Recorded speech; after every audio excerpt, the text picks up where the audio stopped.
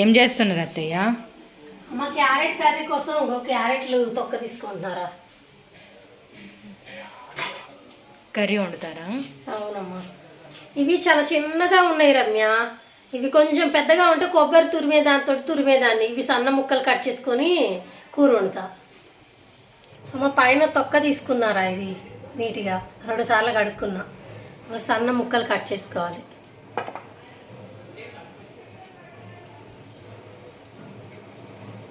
దొండకాయ ముక్కల్లా కట్ చేసుకోవాలమ్మా.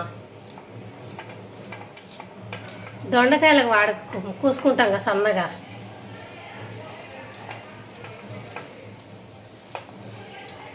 చిన్న ముక్కలు కోసుకుంటే తొందరగా ఫ్రై అయిద్దమ్మా. చాలా టైం పడుతుందమ్మా సన్నగా కొయ్యాలి కదా. అమ్మ 3 ఉల్లిపాయలు 2 పచ్చిమిరపకాయలు తీసుకున్నా. అమ్మ ఆల్రెడీ ఒక పావు ఆయిల్ వేసాను రా.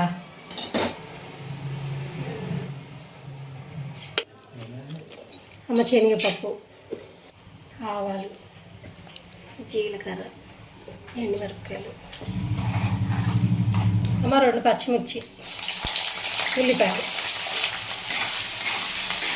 అమ్మ ఇవి చూడు ఎంత సన్నగా కోసాం. 1 గంట కోసామమ్మా.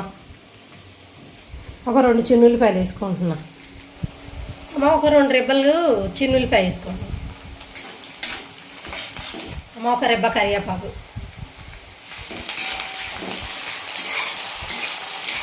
అమ్మ వేసుకుంటున్నామ్మా ముక్కలు.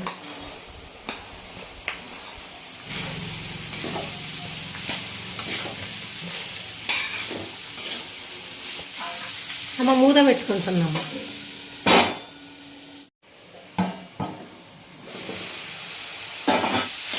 అమ్మ మధ్య మధ్యలో మూత తీస్తూ కలుపుతూ మగ్గించుకోవాలమ్మా మీడియం సైజ్ మంటలో.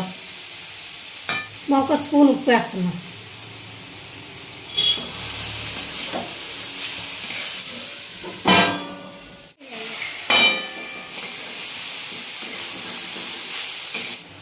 అమ్మ కొంచెం పసుపు వేసుకోండి.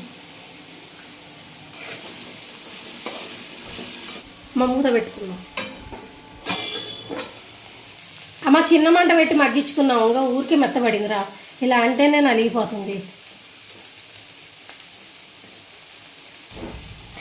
అమ్మ ఉడికిందమ్మా. ముక్కు ఉడికింది. కొంచెం కారం వేసేసి ఆపేద్దాం. చాలా మెత్తబడిందిగా.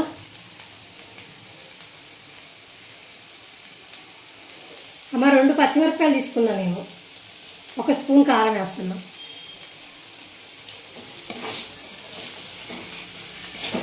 అమ్మ ఉప్పు ఇంకా కొంచెం పడుతుందమ్మా, చూసుకొని వేసుకోవాలి.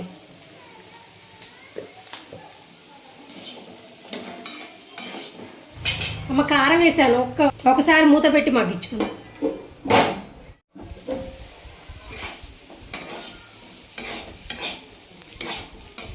అమ్మ అయిందమ్మా కూర. ఇంకా ఆపేసుకోవడం. అమ్మ ఎంతో రుచిగా ఉండే క్యారెట్ కర్రీ రెడీ అయింది. ఇలా ట్రై చేసి చూడండి. మీకు ఎలా కుదిరిందో కామెంట్స్లో చెప్పండి. వీడియో నచ్చితే లైక్ చేయండి.